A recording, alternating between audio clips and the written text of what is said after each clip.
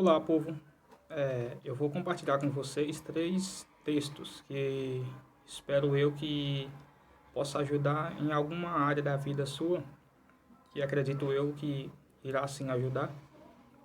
E esses textos eu vou estar explicando cada um deles, lendo e explicando. E esses textos estão em Lucas, capítulo 13, versículo do 22, o 23 e o 24. O primeiro já vou logo explicar. Ele diz assim: Passava Jesus por cidades e aldeias, ensinando e caminhando para Jerusalém. Ponto. Só até aí. Esse é o primeiro ponto que eu queria explicar. Nós sabemos que Jesus ele gostava muito de andar por cidades pregando o evangelho. Ele não parava num canto. Ele não se resumia numa cidadezinha ou só em Jerusalém, vamos dizer assim. Jesus ele gostava de passar em cidades, aldeias e muitos lugares pregando a palavra, inclusive fora de Jerusalém. E quando eu leio esse texto, não tem como eu não imaginar Jesus como um soldado que foi enviado à guerra e que ele tem um objetivo. O objetivo de Jesus era ensinar a salvação, era ensinar a redenção por meio dele, era alcançar as ovelhas perdidas. E Jesus, quando ele passeia por lugares assim, o objetivo de Jesus era sempre voltar para Jerusalém. Então vamos aprofundar um pouco nesse texto. O que um soldado, eu estava imaginando como é uma vida de um soldado.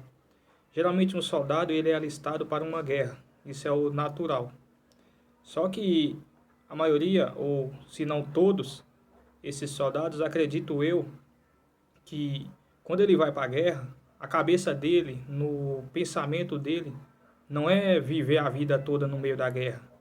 Não é passar a vida lá na guerra e nem lembrar mais do seu lar, da sua família, da sua casa.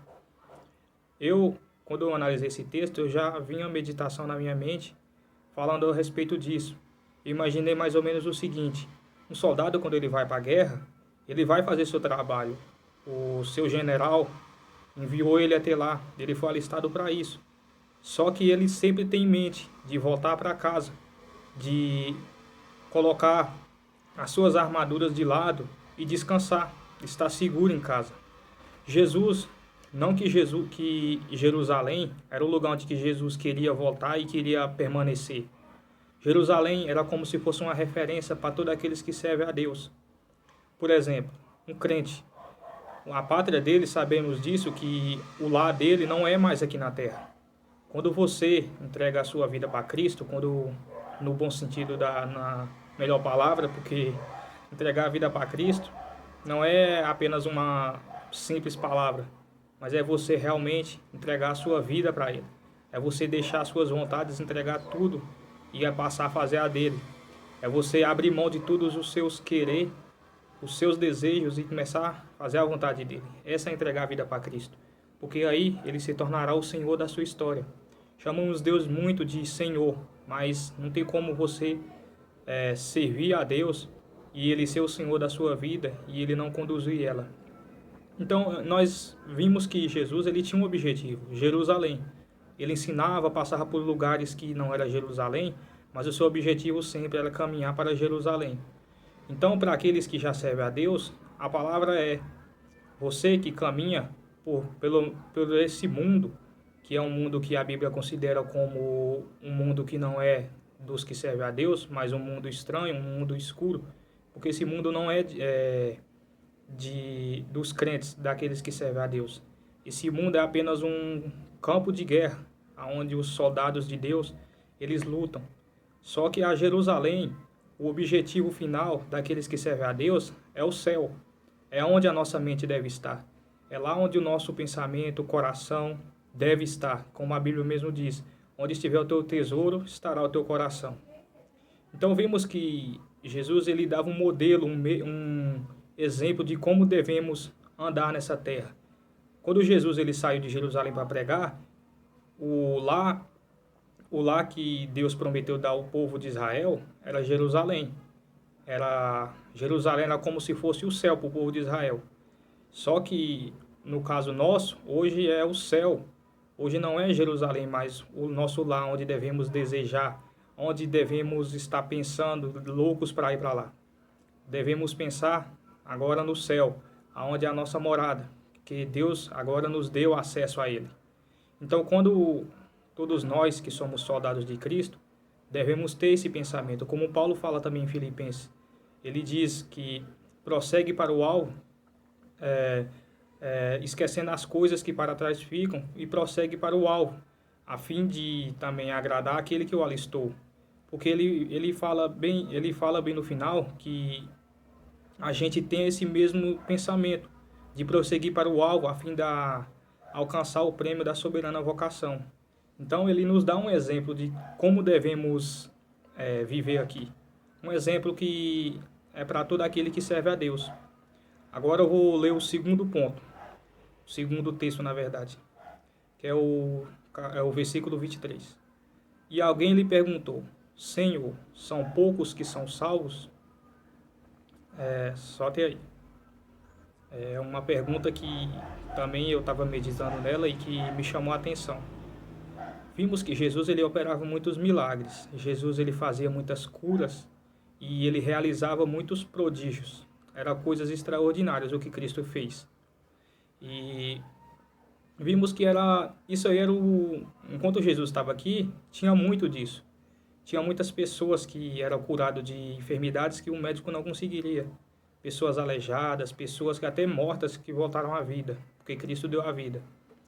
Mas vimos uma pergunta meio estranha. Todos perguntaram muitas coisas, alguém com certeza muita gente foi atrás de Jesus por muitas coisas, mas aí vem uma pergunta que meio que é contramão, talvez fora da lógica humana.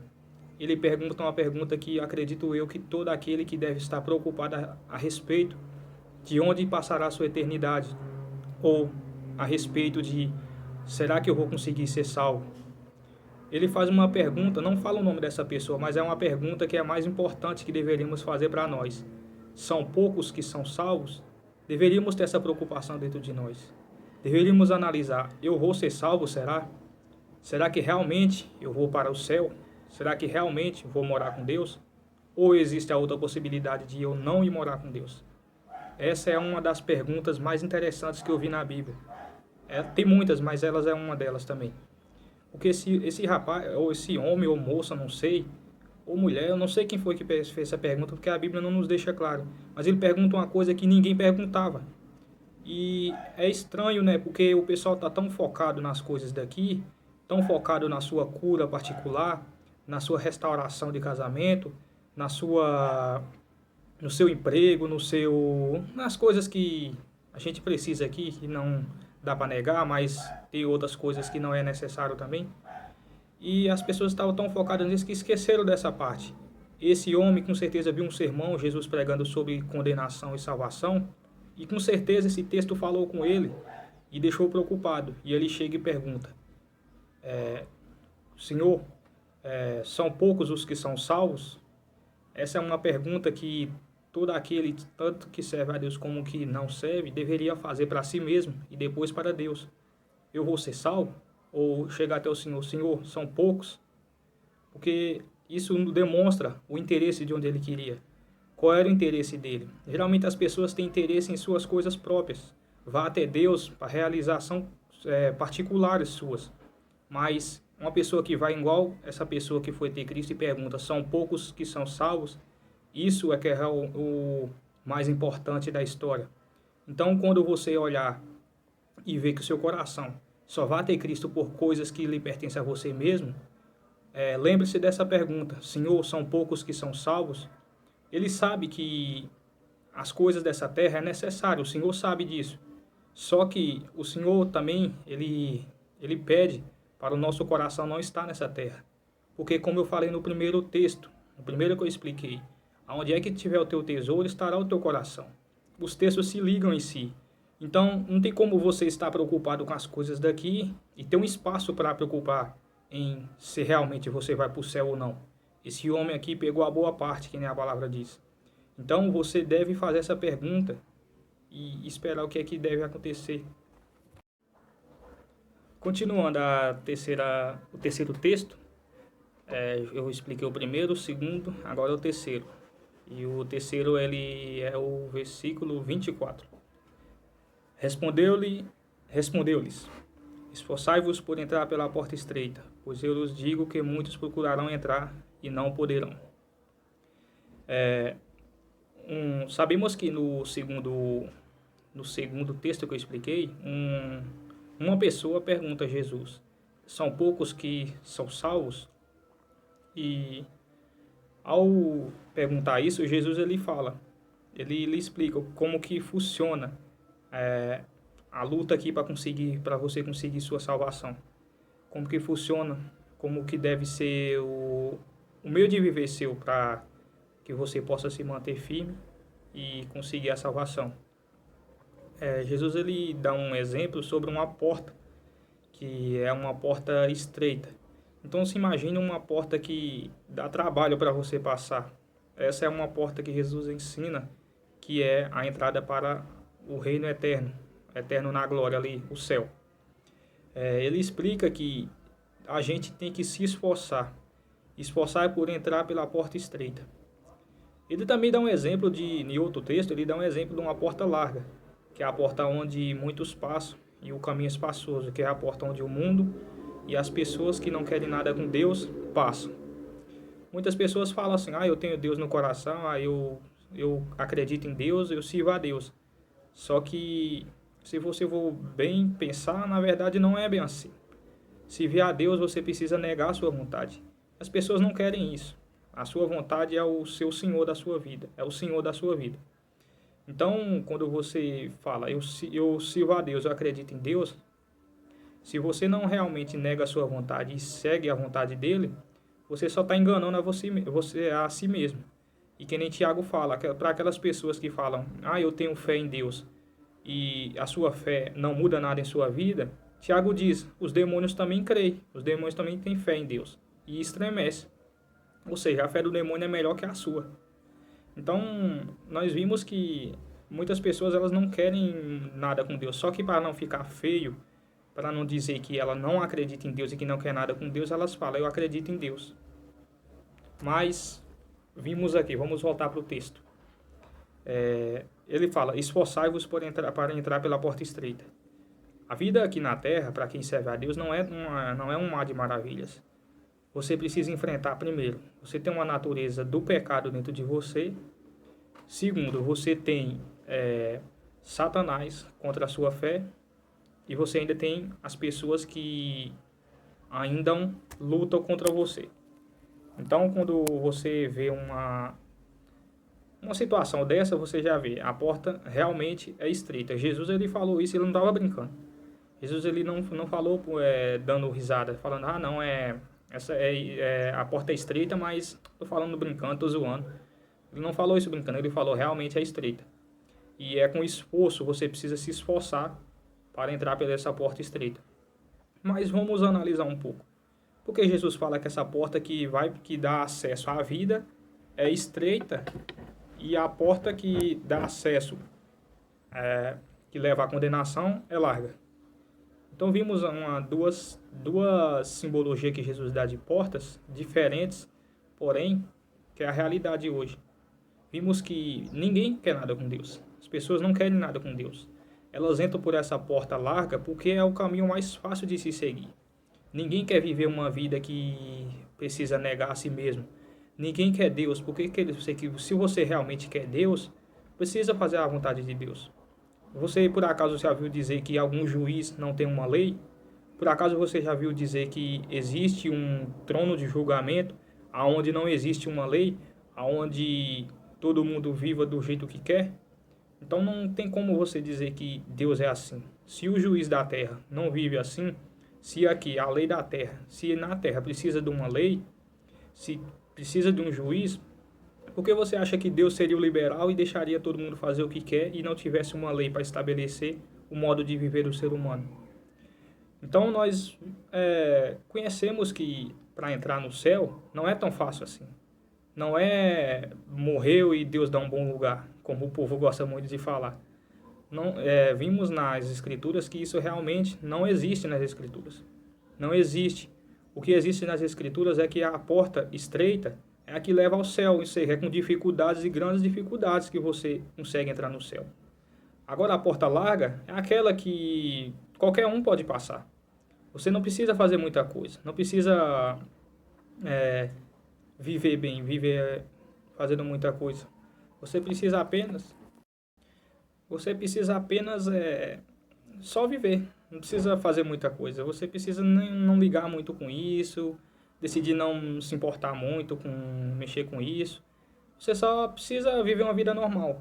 Você já está automaticamente entrando por essa porta larga e passando para o caminho espaçoso que conduz à perdição. Quando o texto fala conduz à perdição, eu vou explicar para você o que ele quer dizer. A perdição que ele está falando é a condenação da sua alma. Muitos não acreditam nisso, mas se eu fosse vocês, eu não pagaria para ver. Realmente, o inferno não é um mar de maravilha. O inferno não é uma casa de frente para a praia.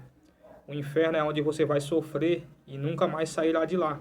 Então, quando Jesus fala, esforça para entrar pela porta estreita, ele está dizendo, não dá moleza para a sua natureza. Não faça corpo mole, mas se esforça para entrar por essa porta estreita, porque espaçoso é o caminho que conduz à perdição. Então, a gente entende o quê? Que você realmente quer a sua salvação? Realmente quer morar com Deus no céu para a eternidade e da eternidade? Você não quer ir para esse lugar que é chamado inferno? Então esforça e para entrar por essa porta estreita. Mas o que é essa porta estreita? Eu vou lhe explicar o que significa essa porta estreita. Não é uma porta física. Cristo ele deu um exemplo de uma porta porque a porta geralmente ela dá acesso a um caminho ou dá acesso a outro lugar. Por exemplo, Cristo lhe deu acesso a essa porta, por exemplo, você está do lado de fora, numa rua. Aí você vai e passa por uma porta para entrar para dentro de casa. Então, ou seja, é uma passagem. Essa porta, ela é Cristo. Ele estava dando um exemplo de uma porta, mas ele está falando dele mesmo. Você passando por ela, você entrará para o reino dos céus.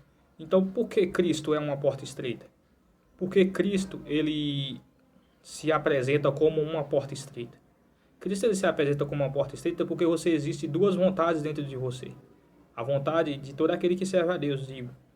A vontade de Deus e a vontade sua, que vem da sua natureza, que vem do seu querer, dos próprios desejos seus.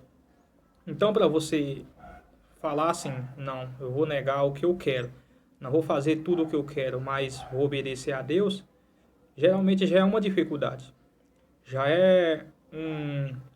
uma certa, de certa forma, uma porta estreita para você passar. Porque você negar o que você quer é difícil.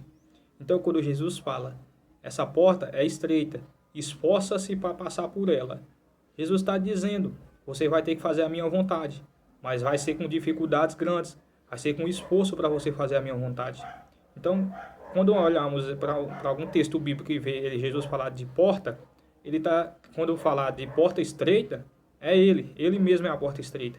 Agora, quando falar de porta larga, é o mundo, é onde você pode fazer o que você quer, é onde você pode viver do jeito que você quer, quebrando todas as leis de Deus, desobedecendo os seus mandamentos e ainda no final, ainda querer que Deus lhe dê um bom lugar. Esse é o caminho espaçoso e a porta larga, que conduz você ao inferno.